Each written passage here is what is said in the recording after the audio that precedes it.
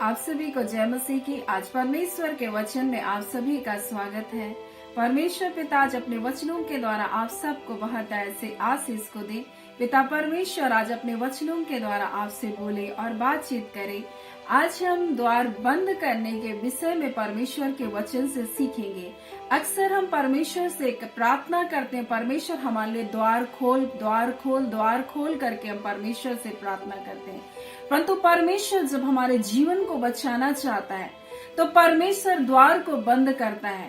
हम नूह के जहाज के विषय में हम लोग देखेंगे। परमेश्वर ने उनको एक दरवाजे के बारे में, वहां पर परमेश्वर ने एक दरवाजा बनाना करके नूह से कहा और उस दरवाजे को परमेश्वर ने बंद किया, नूह ने नहीं बंद किया था। कई बार परमेश्वर हमारे जीवन में द्वार बंद इसलिए करता है ताकि हमारे जीवन में व्यर्थ बातें ना आ सके, हमारे जीवन में नुकसान ना आ सके, हमारे जीवन में हानि ना आ सके।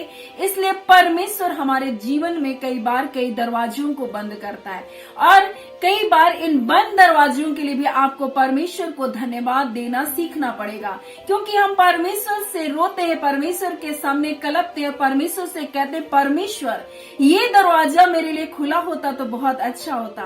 परंतु नहीं, परमेश्वर अगर आपके लिए दरवाजे बंद किए तो उसमें आपकी भलाई है, क्योंकि परमेश्वर ने नूह और उनके पूरे परिवार को जहाज में और जितने भी परमेश्वर की योजना के अनुसार जितने जानवर थे सभी को परमेश्वर ने जहाज में लाया और परमेश्वर ने इस दरवाजे को बंद कर दिया ताकि परमेश्वर उनको उस महाजल प्रलय से बचा सके।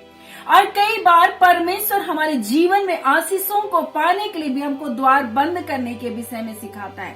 हम लोग देखेंगे दूसरा राजा 4 अध्याय उसका 4 और 5 में, जहाँ इस प्रकार से लिखा है, फिर तू अपने बेटों समेत अपने घर में जा, द्वार बंद करके उन सब बर्तनों में तेल उंडेल देना, जो भर जाए तो उन्हें अलग रखना।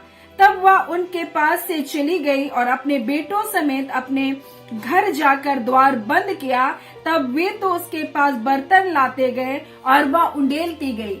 और यहाँ एक ऐसी घटना है जहाँ पर एक स्त्री जो भविष्यवक्ताओं के चेले में से था और उसका पति मर गया था, परंतु वो कर्जदार था। और वह स्त्री इस प्रकार से एलिसा के पास आकर कहती है कि तेरा दास मेरा पति मर गया, तू जानता है कि वह यहोवा का भय मानने वाला है।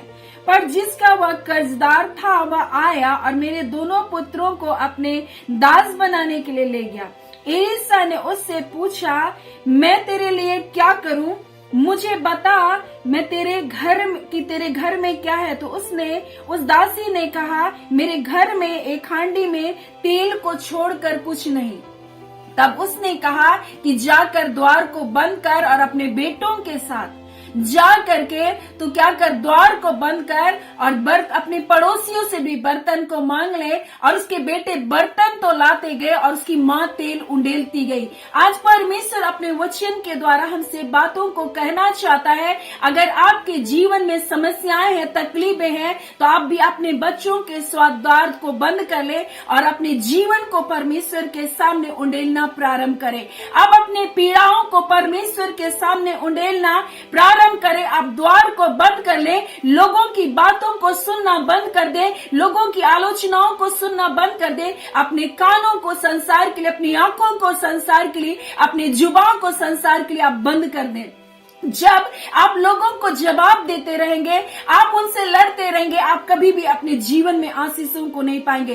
कई बार जब कर्ज जैसी समस्या होती है, लोग कहते हैं अगर तुम्हारा पति भक्त था, तुम्हारा पति अगर परमेश्वर का दास था तो वो क्यों मर गया?